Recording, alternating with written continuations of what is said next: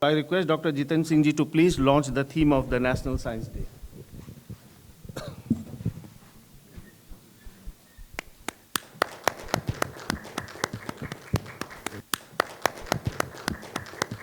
So we'll have the hard copy launch of the National Science Day theme also.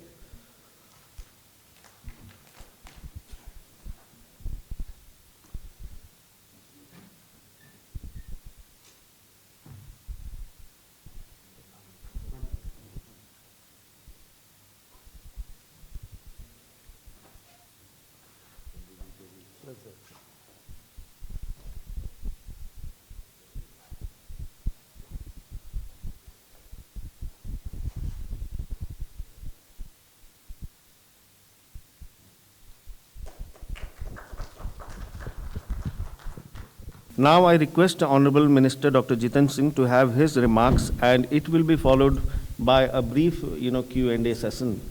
First of all, I must take it as a privilege, in spite of the COVID constraints, we are over here this morning to launch the theme of this year's Science Day, which happens to be on the 28th of February every year. Why it is commemorated on the 28th of February has been already narrated to you. It has a linkage with the Raman effect. And every year a theme is very thoughtfully conceived, keeping in consideration the immediate priorities of the nation, of the society, and world as a whole, because India today is also increasingly assuming a global role. And you would have realized that over the last 7-8 years, ever since Shri Narendra Modi took over as the Prime Minister, he has been reiterating at every available forum that we have to come out of the culture of working in silos. And I think gradually now, to come out of silos is no longer only an option or by choice, it is a necessity. Because if India has to live up to the global benchmarks and to play a leading role in the global arena, it has to live up to the global parameters, and that's not possible if we work in isolation. So I think keeping that mood, that spirit, and also the vision of Prime Minister Modi, this theme has been coined, as was being mentioned to you by Dr. Mande, integrated approach in science and technology for sustainable future.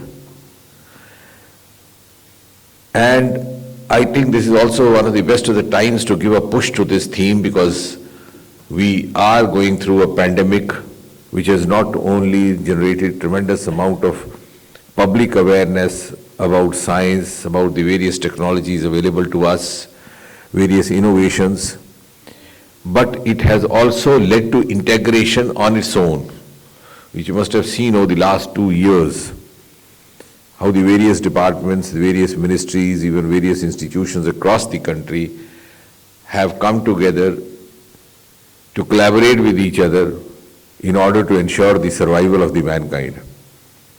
So if in biotechnology, as was being mentioned by Shambhuji, the trial was being conducted for the first ever DNA vaccine, we had a corporate house waiting to develop it further. And we had the ICMR to testify it.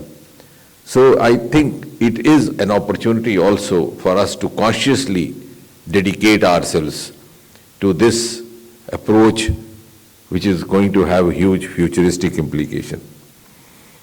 Now, what does integration in science mean? To try to simplify it, I'll put it in 4 stages.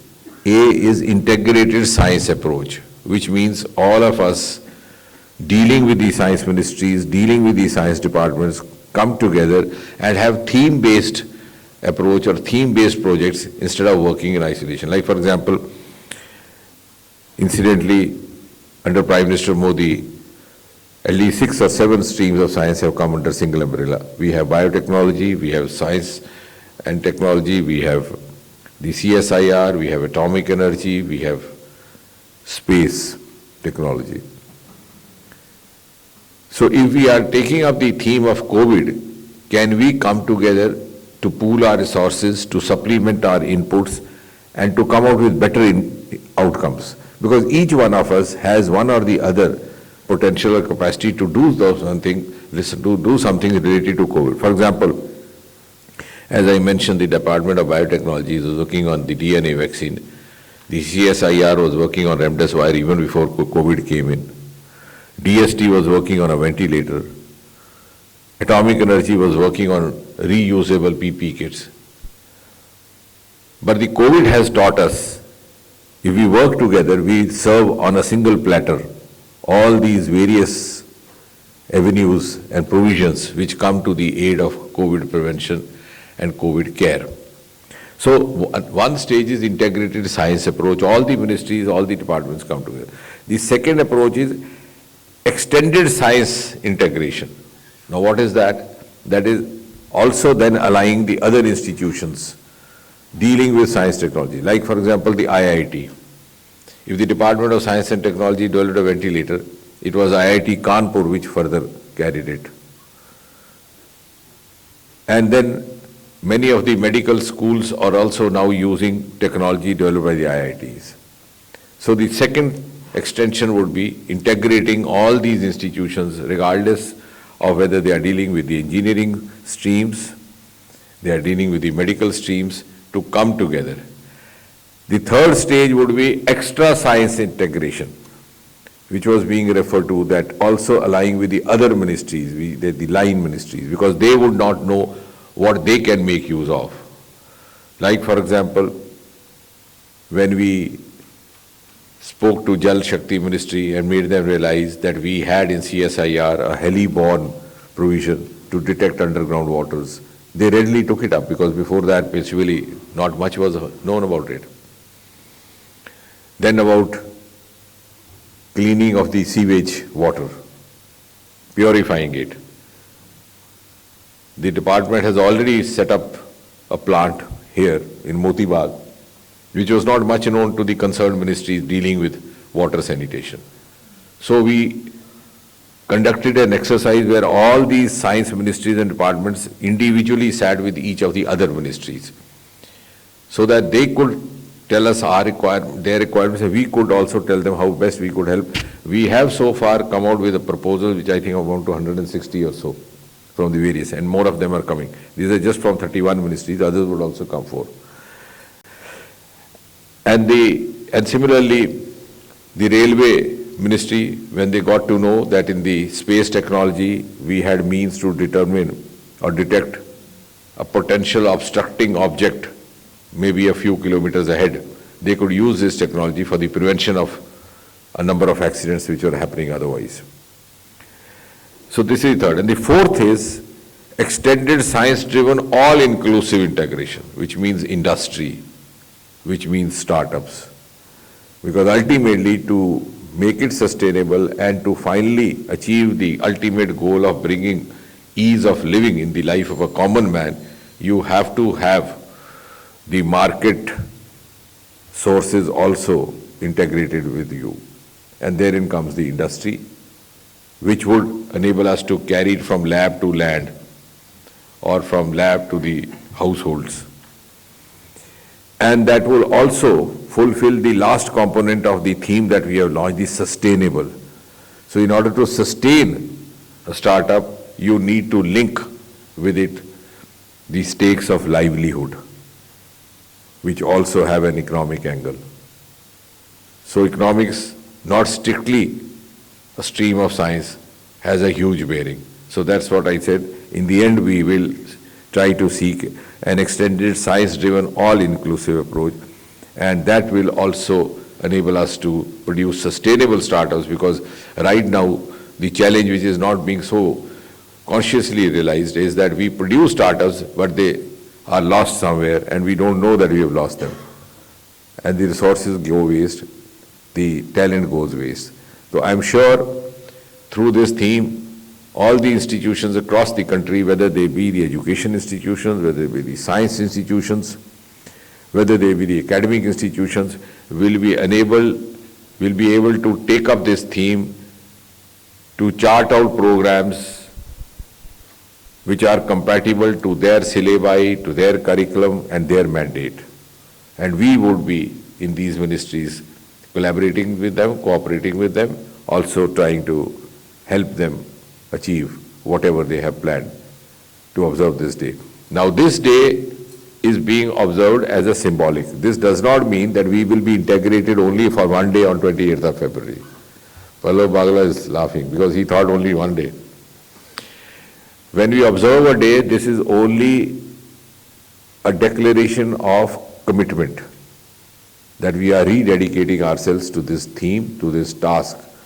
But this will be our future line of course, particularly over the next 10-25 years before India turns 100.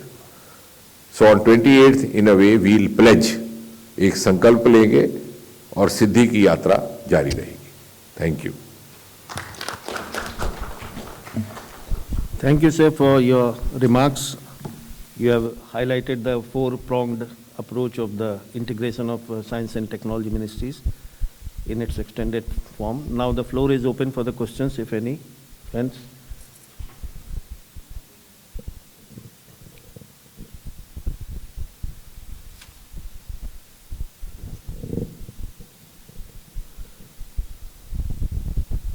One 175, please.